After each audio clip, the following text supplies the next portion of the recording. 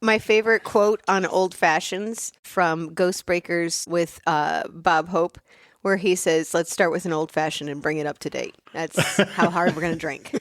Yep.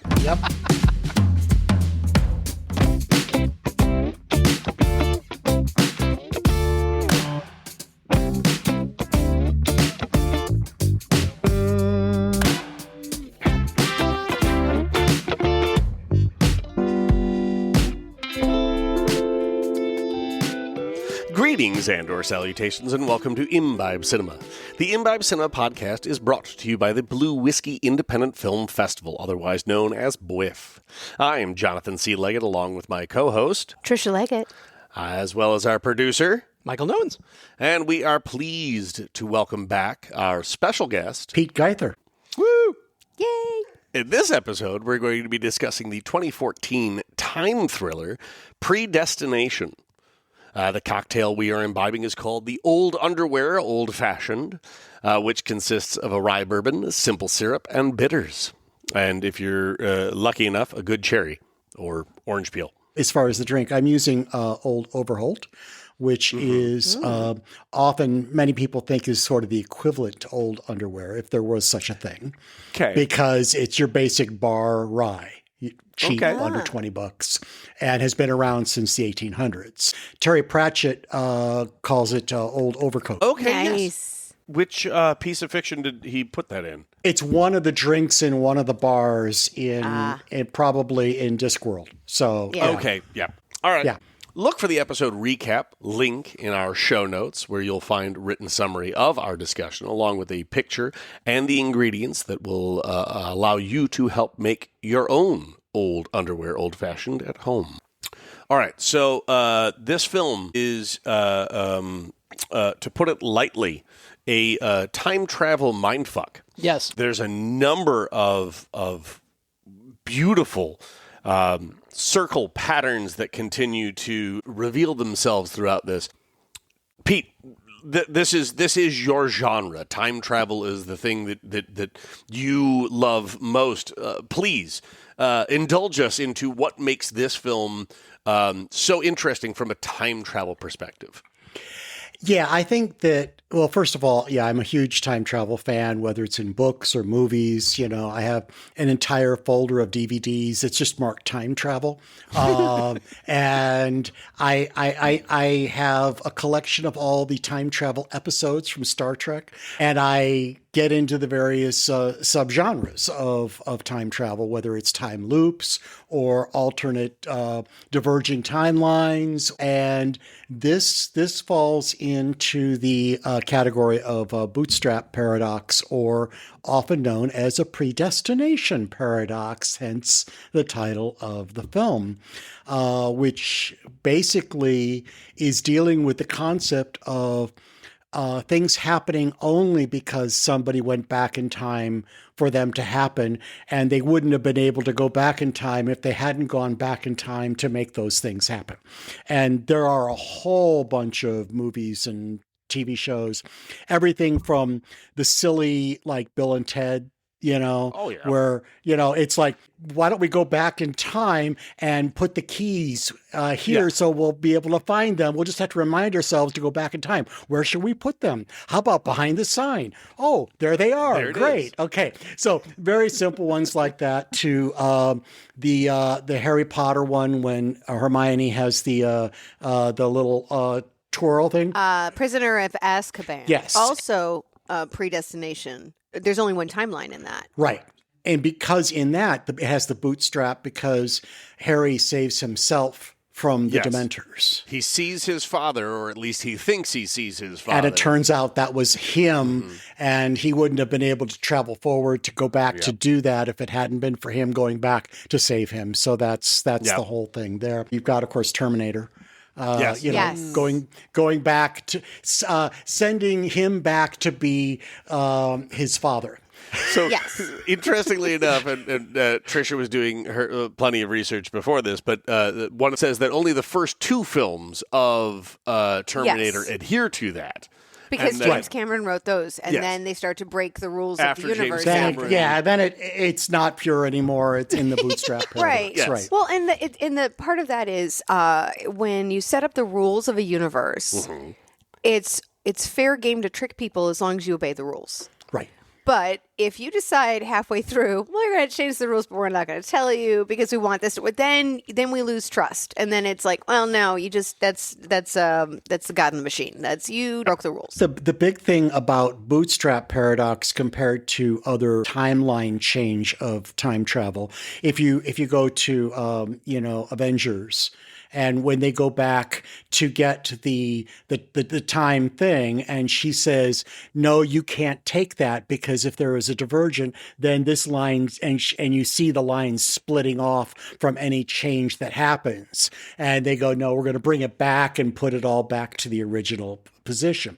So in that universe, there is no such thing as bootstrap paradox because a change would, create a new timeline. That's one of those where, it creates a new timeline and more of a multiverse situation. One of the things that I love about the Endgame movie and their time travel system is the fact that they have that brief moment where they're like, let's talk about time travel and everything we know from the movies. And they list off all the movies, Yes. everything from Hot Tub Time Machine There it is. to Somewhere in Time with Christopher Reeve, which is a beautiful film. Yeah. And, That's a great film. Yeah. At Quantum Leap, they reference it all, and it's nice. Oh, it's like, boy. Yeah. know that one, know that one, know that one. And then they're like, Back to the Future lied to us? And it's awesome because they're like, here are all the rules we feel the audience takes for granted when it comes to time travel. And we have to set them straight with what our rules are. And it's summarized really well in a very confusing statement by Hulk. Smart Hulk. Where he says, travel to the past that becomes your future. And your former present becomes the past, which cannot be changed by your new future. And you're like, wait, what? What? What makes that whole scene even funnier is the fact that they reference Hot Tub Time Machine, where Sebastian Stan is the ski patrol dick bad guy. And other genres, of course, you got the standard time loop, which is an entirely different category that I'm a huge fan of.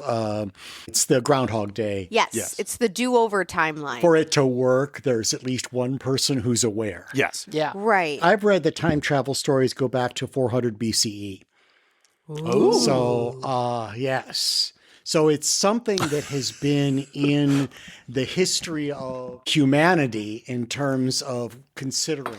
Do you remember your first introduction to time travel? I imagine it may have been Predestination, although it wasn't called Predestination.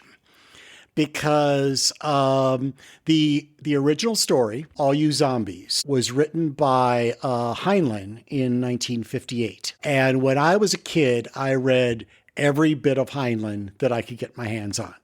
Heinlein, Asimov, there were several science fiction authors that I was a huge fan of.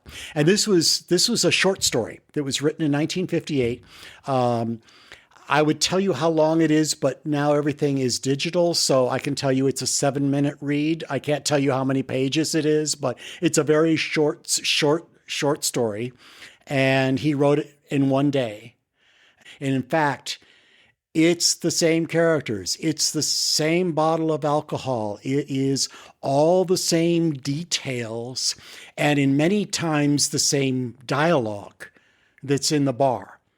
But since it's a short story, it doesn't have the extended scenes of Jane and so forth. It has the time as John is talking about being Jane in the bar, you know, and about what she did and so forth. All of that is all there. The jukebox plays I'm My Own Grandpa in the short story. He is the bartender. It is old underwear. There is a Fizzle Bomber, but they don't go into beyond that. So we don't know anything beyond we sort of end with the close to ending with the and now you know who the baby is and you may have an idea of who I am. Okay, so they don't establish that the Fizzle Bomber... That the Fizzle Bomber is part of this. And they just mentioned, the Fizzle Bomber is mentioned in the short story that the Bureau has been dealing with, okay? But it doesn't go further into that. So the movie takes you that next step. But in a very short story, it covers much of this. And I think it's also very fascinating because you consider that this was written in 1958, which is why the time periods in this movie are as they are. Yes. That Jane was brought to the orphanage in 45. That that Jane and John met, and then she has the baby, and in 64 she gets the hysterectomy, and the baby is stolen from the crib, and then 70 is at the bar, and 85 is the far future. Right, because time travel was invented in 1981. Yeah, I love that. Yes. So far away. This is the far future. So if you consider the fact that the filmmakers took so much... That shows a real respect for the source material. Yeah, and they could have gone ahead and changed that to something NASA related or whatever, and made it something that we could relate to if we weren't familiar with the source material, but they stuck with that source material. Yeah, so that's awesome. They had to have really, really loved that material, and it wanted to do it justice. Is Mr. Robertson referenced in All You Zombies? Yes. Oh, yes, because he's the one who runs the Time Bureau.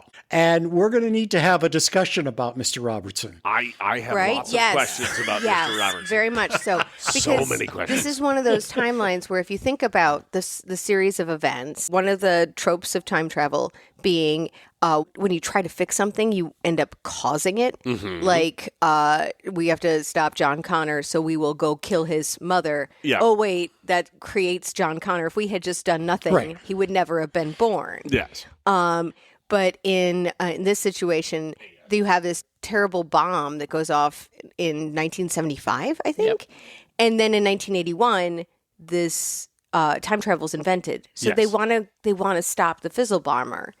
And in doing so, they create the Fizzle Bomber. But then at that point, Robertson is self-aware enough, at least what we're seeing, that he knows that this is what funded his research, that he's the god of this universe inadvertently, and then it becomes something that he's consciously doing. But that's what I took away from it. Yeah, I think it's really interesting because there's so many things, because there's also the references that Robertson makes about we are an agency that finds people like you. Yeah, that's creepy. Which says that there's more than one of these loop groups that Robertson is managing or creating or working with. And then you start getting into how does he manage them? How does he create them?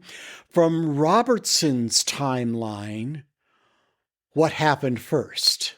Yes, and that's they even play on that is what comes first, the chicken or the egg, the and rooster. the answer is the rooster. And Robertson is the rooster. He clearly is, but at the same time, that's the thing that keeps breaking my brain. Is the I'm trying to determine, because this is a which came first, the chicken or the egg. But the chicken is yourself fucking yourself and having an egg. That is you. So how do you fuck yourself to have yourself? Like that's where my brain is going. But it's not a different chicken and a different egg. No. Yeah, it's very the same incestual. Chicken. Yeah, it's spontaneous. Yeah. But what it says in how you change throughout your life, how you are different people in your life, and those people are based off of the sum of your experiences up into that point. Jane is much different as a child than to an adult. There's a difference, and then when we go to John, there's a difference, and then John 2.0, there's a difference, right? And yet they all are the same person, and I believe in everyone's life you are many different people depending on where you are in the timeline. Yeah. Yeah, I think that is definitely addressed in I'm here. not an avid time travel person, but my confusion for this particular script is the fact that you are your own mother and father. So where did you come from?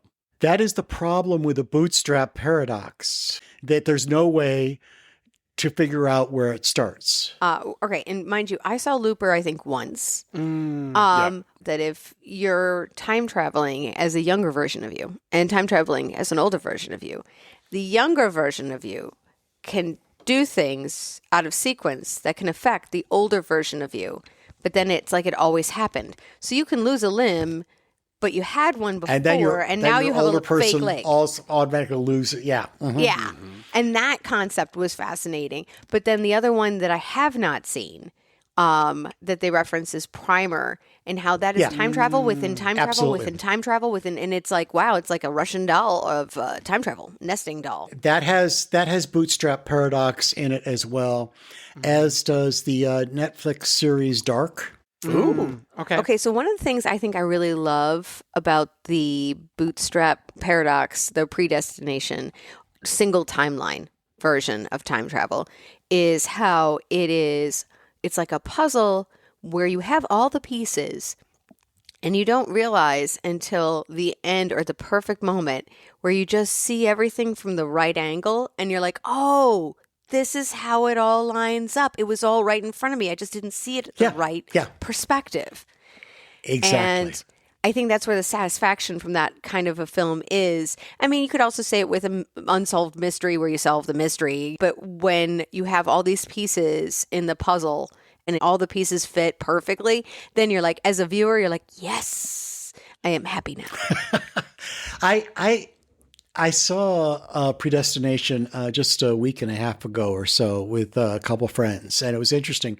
One of them got it like right away, practically, Okay. At least the concept of it. Still hadn't figured out Fizzle Bomber, things like that. That came later, of course.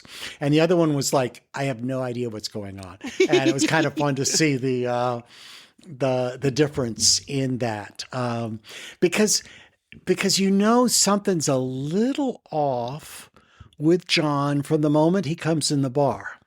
I think that was just a really fine directing and acting choice, both by Sarah Snook and by the directors, rather than trying to make Sarah fully pull off fooling you into being a man, which they could have done, I think, a little further, but that's not who that person was.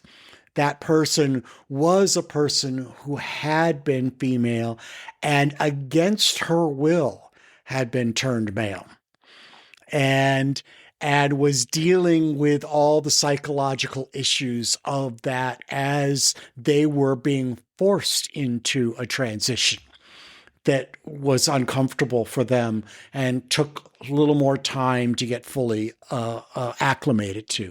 And I thought, again, it's just Sarah Snook I think, did such a phenomenal job. Everybody does an excellent performance. And I love the little attention to detail where there are moments that are hints to something that will later make you go, oh. They hinted at that. Or, this is important, absolutely. but I don't know why.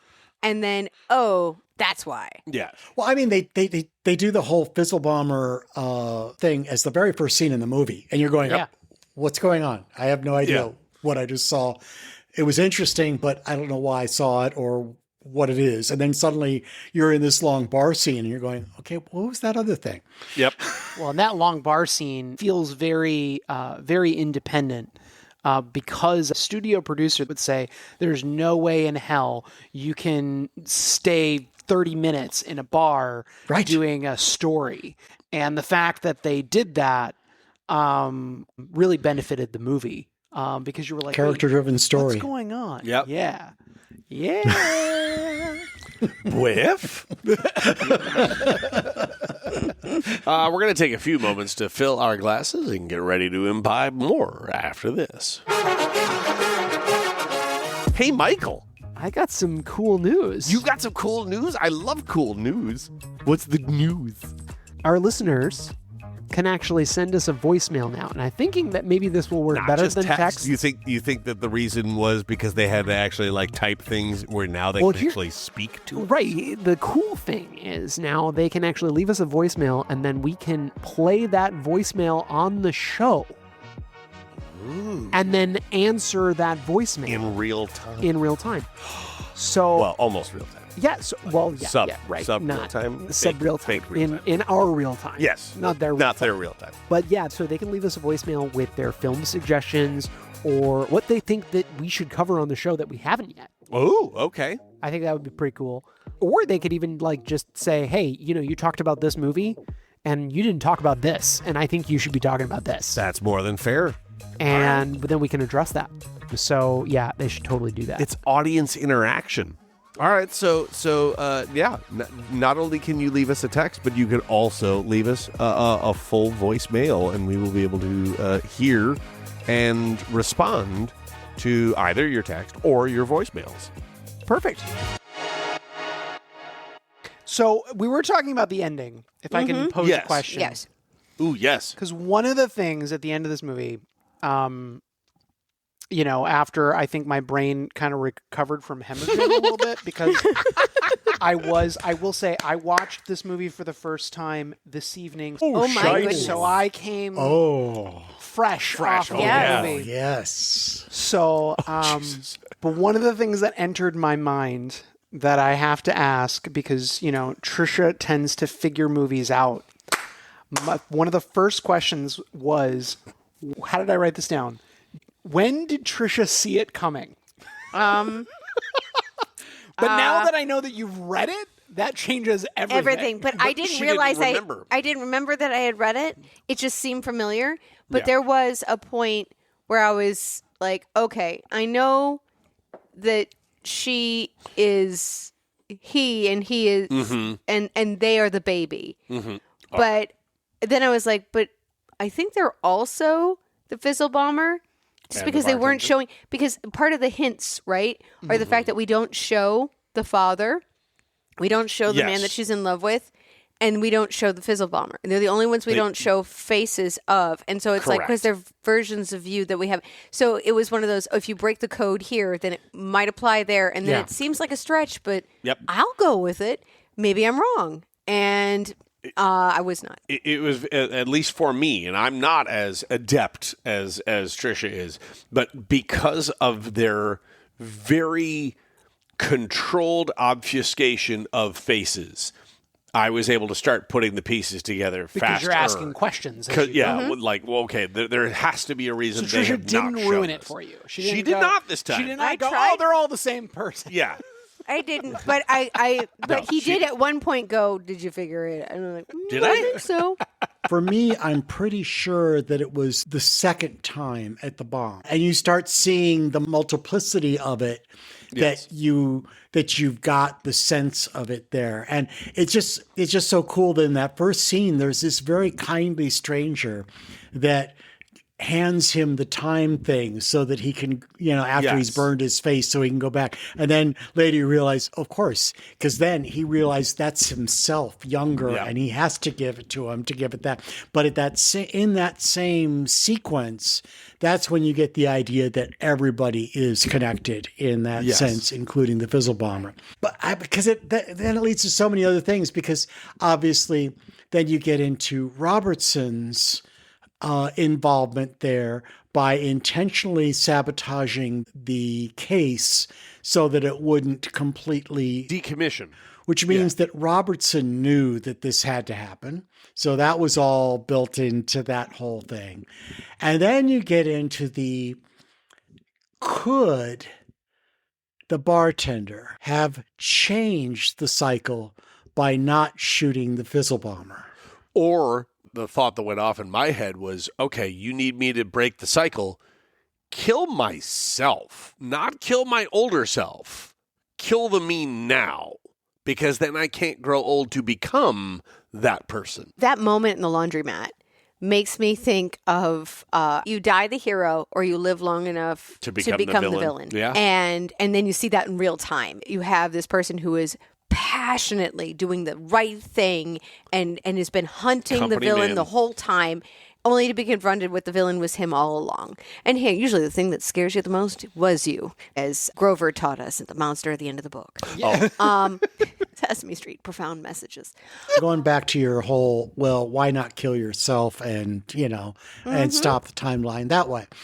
The problem is that as a person who is in that position, you can never do that because, first of all, it's you, okay? Yeah. And you're not a suicide type, from that standpoint. Fair. And as he still believed, despite everything, that there was such a thing as free choice. Fair, but in my head, and again, maybe this is a dark look into my psyche, but the idea of, in order for me not to become this version of me, killing the version of me that is the future of me is not the way to stop the cycle. Me saying, in order to not turn into you, you can't exist. And the only way for you to not exist is for me to take out this, because then I physically cannot become that. Yeah, I think that's a lot harder as a person. The Fizzle Bomber himself, I think in that scene, he even says, killing me is what will trigger all of Yes. this. Like, this will start you down this path. So he's even trying to get him to stop so that they could just... They can live together. This is where it becomes the Groundhog Day versus the cyclical bootstrap. You would change the sentence. You would change your inflection. You would change something each time to try to see what is going to drive the you of the past to stop shooting you. See, but you would remember the scene that you're... No. That's one of the things that I love about this and time travel that does this. These are years apart, and these memories have a lot of emotion attached behind them and a lot of thought that was put in afterwards. She really hates this man. He's the man that ruined her life. She hates him. She remembers the moment she met him. She remembers what she said. She remembers how she felt, and she's revisited these choices over and over from her point of view. And when we're seeing it from the other side, it's all, oh my God, I'm in this situation, and it just comes out, and then, oh, that's filling in the gap that I didn't know. It's not like you know what you're going to say. That's one of those things that I love because they link together in such a way that is authentic in both situations. You are the same person, but you're also an entirely different person. Yeah. And that's part of it. And then we get into in a bootstrap paradox, is there free will? Right? Because as an individual, you're still going to make your choice. And your choice isn't going to change because it's your choice. It just seems fixed because you'll get this one choice in this one moment. Where if you look, it's like every breaststroke, breaststroke. And we're swimming now. Every swimming in liquor. Every brush stroke. I'm having one. All those are choices, but they're still going to have this picture. But all those different individual choices on how you made that, like all those little things added up to a picture, but it was always going to be that picture. But these were all these little decisions. And I think that's one of the things that I've always struggled with bootstrap paradox time travel is the notion of free will. That even though there is free will in there, they already know what's going to happen because it has happened. Which is basically what the Hulk was saying all along. You can't go change the past because the past is your future. And the present will then become your past once you leave it to go to the past, which is your future. So you can't go about changing your past once you're in the future. And I'm sure I had some of these arguments in college. while stoned and in the dorm room.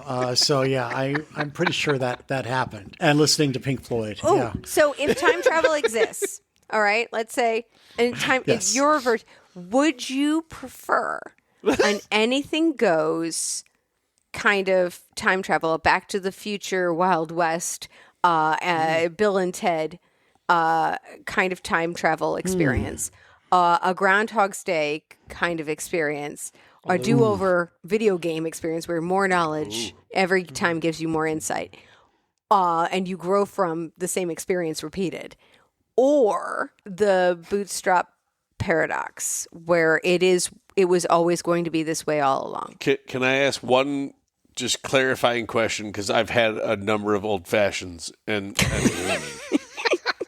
You're bringing it up And you today. are old fashioned. Yeah. I am rather old fashioned. Was that an A, B, and a C? Or I mean, you used "or" a number of times, and so my brain is having a hard time. We could go back in time and fix it. B12. Bingo! Sink my battleship.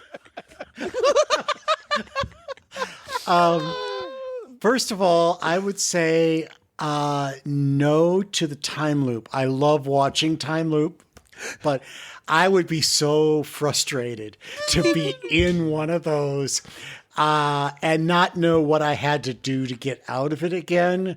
To me, Fair. that would be the worst hell that you could go through, is just that again, you know. And one of the reasons I think I love Groundhog Day so much is that he starts with the perspective of, I'm just going to like live it up, and then at some point he realizes he's just done with this and is trying to find every exit out of it, and just continues to kill himself in every freaking way he can because he's done. He's so freaking done with it. And then at some point it clicks, and he's like, you know what? We're just going to ride with it. Just going to ride it. I'm just going to find the best.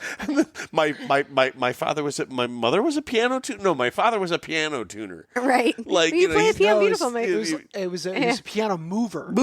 Mover, not even tuner. He was just a piano mover. Well- and it's because he goes and starts learning Right. the piano and starts absolutely horrible. But at the end of it, he's literally Which playing. shows you how like, as good as long Pete. he's been there. It's a great way of showing you how long this has lasted. But to me, I love that movie so much because it is this great way of looking at life. Oh, absolutely.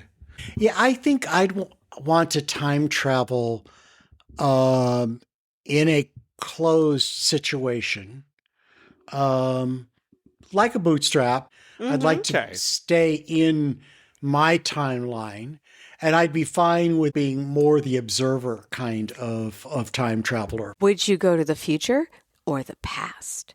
I mean, my first instinct would be the future. I would want to know, did we survive? Right?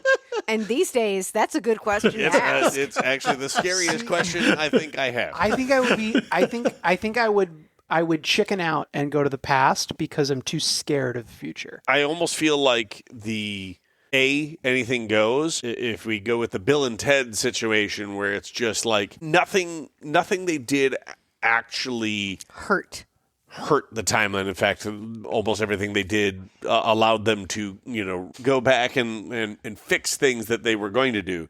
I think that would probably be my hot take, as I would go with A. And then I think I actually would go near future and tiptoe out. Like go just a year out, go 2 years out.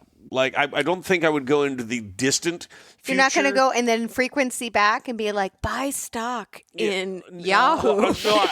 No, I eventually would, but like it would be like I wouldn't start by going Do little steps at a time. Yeah, because I would be afraid to go 50 years into the future and like In a come nuclear to a place apocalypse. where there is no Earth. Like I'm just standing on an asteroid that is like and die because we fucked up. Like that would be my big fear, is that like I'd probably start with like 1 month in the future and then just like tiptoe out. Right. Like it would never be You're wading into the leap. water. Yeah. And you're at this point of your life where when you go, what year is it? People are like, nah, he's just old. Yeah, exactly. Now, there is another factor when you put together your time machine. Okay. And that is that if you just create a time machine that makes you go, let's say, a month in the future, where would you be? Geographically? Or? Yes. You would be in the middle of space. Oh, that's true, because the Earth is moving. Yes, you got to account for the movement of the Earth, of the solar system, of the galaxy that is all moving. Right? And as Scotty would say, it never occurred to me that space was the thing that was moving. I recently read a time travel book that was really more about duplication. Because what they did was they created time travel that was like 1/400th of a second. And that was as far as they could go. But that would make you move to a place that was 28 miles away. Because of the change in movement. And that is how teleportation works. Yes. Although at the same time, now that takes me to the Prestige, which is a whole different mindfuck. Anybody remember the Prestige? Oh, yes. Yeah. Trick? Do you remember No, Prestige? I just you know never saw the Prestige? it was a magician thing, wasn't it? You're a magician thing. It was No, it's more not than magician. a It's more than a magician thing. Okay, It's but if you had a choice of time machine, would it be a portable case that you can travel with, like in this movie? Would it be a DeLorean? Would it be a phone booth? Like, what is your preferred method of time there travel? you go. A wristband. Yes, because otherwise, if you got a vehicle, where do you leave it? Ooh, okay. I do have a couple more notes. I found it fascinating that a science fiction short story in 1958 dealt with intersex. Yes. That to me was really kind of fascinating because, because a lot of people just don't think of it being something that had been talked about, and all that. And this was actually 6 years after Christine Jorgensen, who is mentioned in both the short story and in the movie. Correct. So that was sort of fresh in people's minds from that standpoint. And so I found it interesting that the short story mentioned that. Also, both the short story and the movie had the Ouroboros snake. Yes. The ring, the snake eating its tail. Its tail. Yes. Yes, which is really the sign of the bootstrap paradox. Is that Ouroboros snake. And then the other thing that was also in the short story that also appeared at various places in the movie, I don't remember exactly where in the movie, but these phrases, never do yesterday what should be done tomorrow. Yep. If at last you do succeed, never try again. Yes. A stitch in time saves 9 billion. Okay. A paradox may be paradoctored. Yes. I loved that statement. Pete, if there was a film and a book that you feel our listeners need to, treasure trove of time machine, wibbly wobbly, timey wimey stuff. Nice. What would be your, hey, you need to check this out if you have not already? There are so many. I mean, if you want to be completely messed up and confused, Tenet, without a doubt. If you really want to start getting into multiple dimensions, we're talking Interstellar. And I think that's a really good choice there. Yeah. If you want to go time loop but not Groundhog Day, I would go with the Emily Blunt and Edge of Tomorrow. It's a great Live, time. Die, That's a Repeat. great, Yes. Live, Die, Repeat. Yep. That's a great time loop movie. That's a good, really in depth. But I think Predestination is definitely one of those because I think Predestination is the ultimate bootstrap paradox. Mm-hmm. There are lots of bootstrap paradox movies, but none that is as bootstrappy as this one because you've got the whole works is all bootstrapped. Everything. It is Everything continuing to bootstrapped. come with you no matter where you go. Yeah. All right. You have a time machine. Your memory is that. You can go back into the past anytime you want, and you can go into the future and imagine what will be. And a lot of things can be self-fulfilling. If you see it, you can be it, right? So we have that capability, and that's such a cool thing, even though it's not reliable. We greatly appreciate our listeners for choosing this podcast, supporting independent films and the Blue Whiskey Independent Film Festival. I'm Jonathan C. Leggett, and thanks for imbibing with us. Cheers.